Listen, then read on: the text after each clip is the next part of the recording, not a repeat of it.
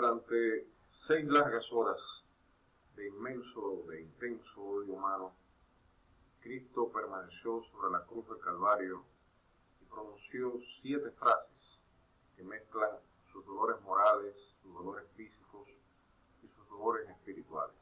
Son llamadas las 7 palabras, 7 declaraciones de Cristo en la cruz del Calvario. En esas declaraciones, Él manifiesta de una forma extraordinaria su incomparable amor por todos nosotros. Y vamos a meditar en ellas en este día.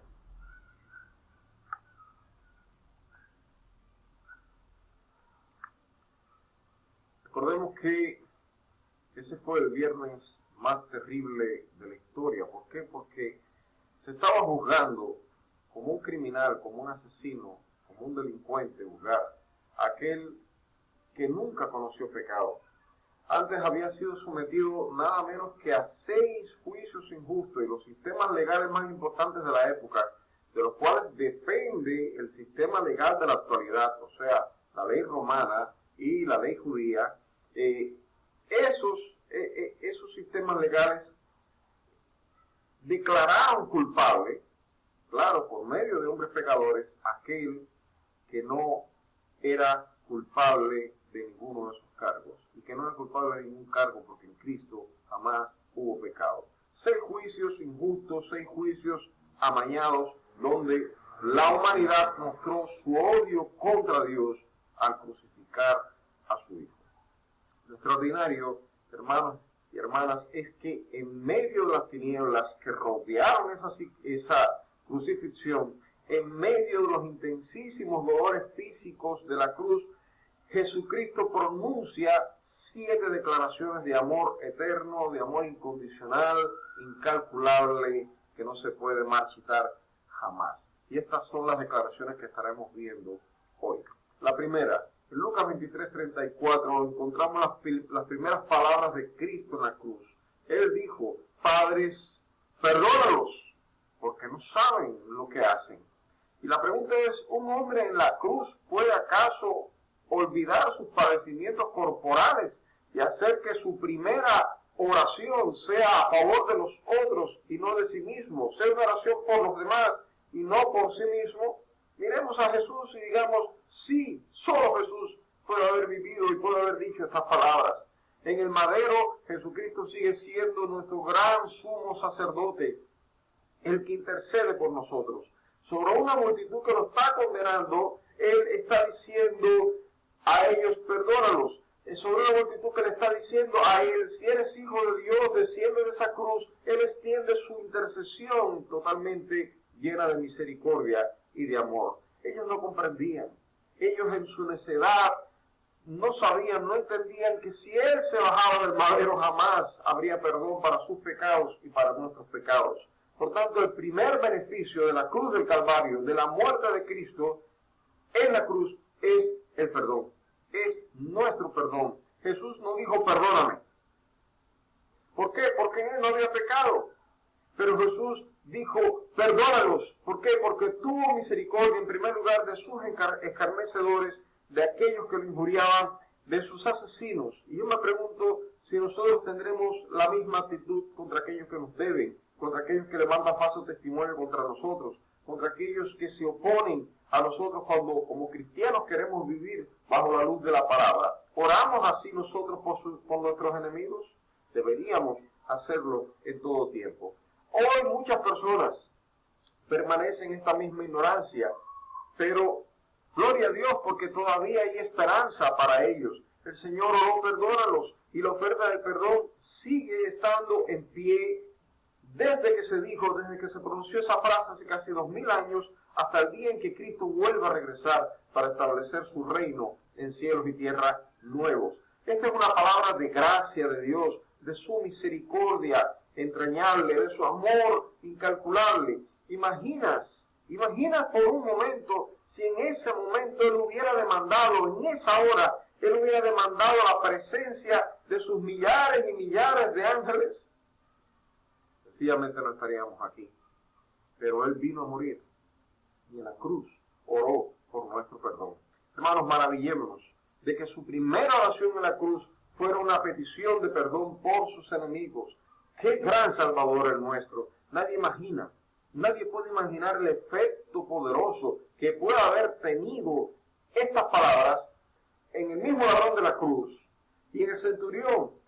Pero su alcance abrazó a los 3.000 que vinieron a sus pies en el día de Pentecostés y sigue abrazando a la multitud incalculable, incontable, de toda lengua, de toda tribu, de toda nación, que se reunirá en el día de su regreso triunfal.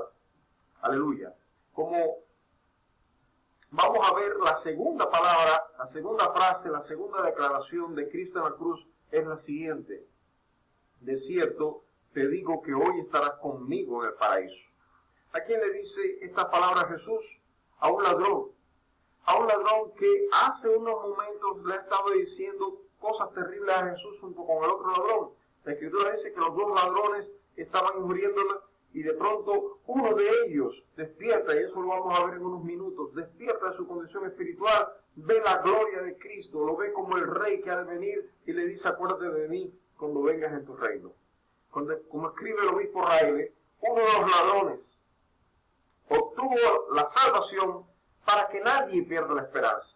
Hay esperanza hasta el último minuto de nuestras vidas, pero dice también, otro se perdió, para que ninguno se haga ilusiones. O sea, no deberíamos retrasar nuestra búsqueda de Cristo, nuestro hallazgo de la salvación en Él, esperando un día futuro, que a lo mejor nos sorprende, porque la muerte está a las puertas de toda la humanidad, y porque, como sabemos muy bien, el día de la mañana es como niebla. Ahora, la pregunta es, ¿cómo pudo el ladrón que se convirtió tener la revelación de que aquel que moría, que estaba muriendo a su lado, era el Salvador de la humanidad, era el Mesías, era el Rey esperado, el Rey Salvador? Y la única manera que podemos entender esto es que le fue revelado sobrenaturalmente por medio del Espíritu Santo. Y la respuesta de Jesús a la fe del ladrón es una promesa de vida eterna inmediata, en primer lugar, porque le dice: hoy es una promesa de comunión eterna, estarás conmigo, comunión, y es una promesa de bendición eterna en el paraíso, en el huerto de Dios, en la presencia de Dios. El ladrón pidió que se acordara de él, no en ese momento, sino cuando viniera en su reino. Y sin embargo, Cristo le da muchísimo más de lo que había pedido. Y esto es una palabra de redención, es una palabra de liberación y es una palabra de salvación. Bendito sea nuestro Señor. Pero solo puede ser efectiva en los pecadores que miran a Jesucristo, al que murió por sus pecados, al que nos sustituyó en la cruz para que tengamos vida.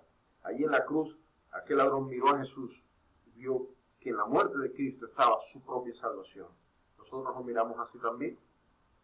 Los dos ladrones murieron ese día, pero solo uno heredó el reino y entró en el gozo. Porque para los que creen en Cristo, incluso la muerte es ganancia. Ahora bien, detengámonos un momento.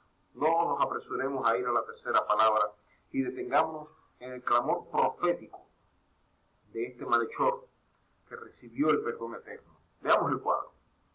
Cristo en la cruz, los pies no están tocando la tierra, están clavados en un madero manchado de polvo y de sangre.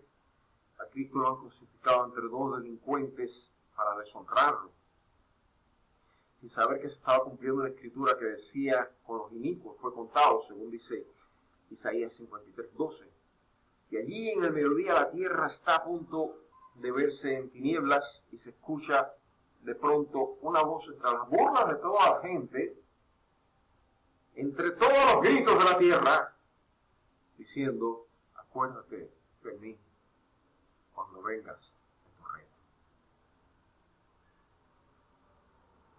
Los ángeles del cielo deben de haberse detenido para observar a aquel hombre. En la Biblia hay ejemplos extraordinarios de fe. Sabemos a Abraham, que dejó Ur de los Caldeos para ir a una tierra que se le había prometido. Sabemos de Moisés que regresó a Egipto para liberar a su pueblo. Sabemos de Esther, que entró a la presencia del rey sin ser invitada. Sabemos el de los sabios que desafiaron un desierto lleno de peligros para adorar a un niño que había nacido y que era el Mesías, el rey, el salvador del mundo.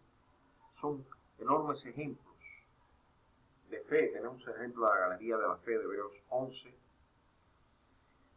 Y todos estos ejemplos nos alientan a perseverar en el camino, a buscar ardientemente, y nos gritan desde la Escritura y desde el cielo que sigamos en la carrera de la fe, que sigamos peleando con el pecado, que sigamos con los ojos puestos en Jesús.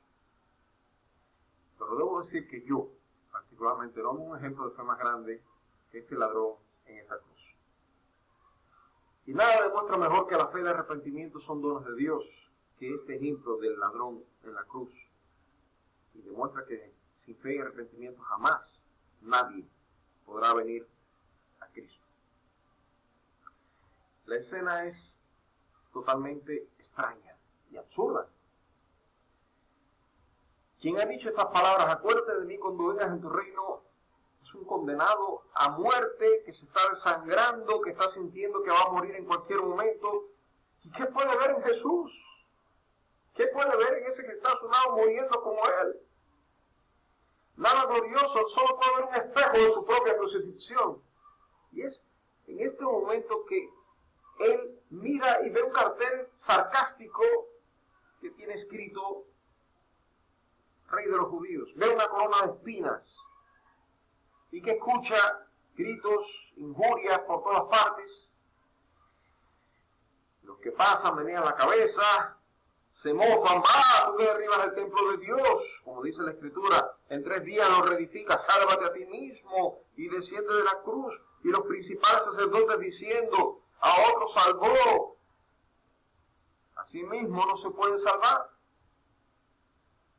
El Cristo de Israel desciende ahora de la cruz para que veamos y creamos.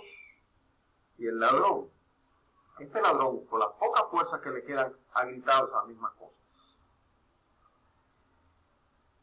Debajo está la gente lanzando piedras, palos, y de pronto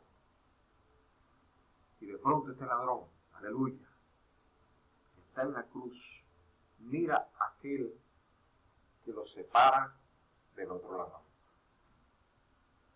Aún él no sabe que esa separación lo pondrá tan lejos del otro malhechor como lo está el cielo del infierno.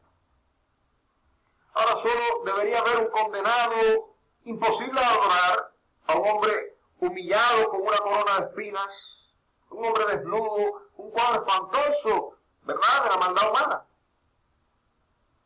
Sobre la cabeza la inscripción en 3 idiomas. En el de las leyes y el poder político en latín dice, este es el rey de los judíos. En el de la cultura y de las artes en el griego dice, este es el rey. En el de la revelación, en el lenguaje de la revelación divina, el hebreo, este es el rey. Jesús es el rey. Jesucristo es el rey. Sin embargo, la multitud lo que está viendo un hombre muriendo, y es lo que el ladrón debería ver también. Nos preguntamos qué potencia mayor a sus propias fuerzas destruyó todos los argumentos para que en vez de seguir injuriando a Cristo, comenzara a defenderlo. ¿Qué poder lo llevó a reconocer sus propios pecados? Aleluya. Y a comprender que Jesús era justo y que resucitaría cuando lo que sus ojos ven no es otra cosa que un Cristo muriendo. Él no está viendo al Cristo glorioso. Él no está viendo sino a un hombre abandonado en la cruz. ¿Cómo cayeron las escamas de sus ojos, amados? Para que él pudiera percibir esperanza en medio del sufrimiento. Vida en medio de la muerte. La pregunta es cómo el que no creía, creyó. Y nosotros solo podemos entender que esto ocurrió sobrenaturalmente. Y mi pregunta es, ¿y tú cómo creíste? ¿Cómo viste que tu vida era pecaminosa y aborreciste tu estado de perdición?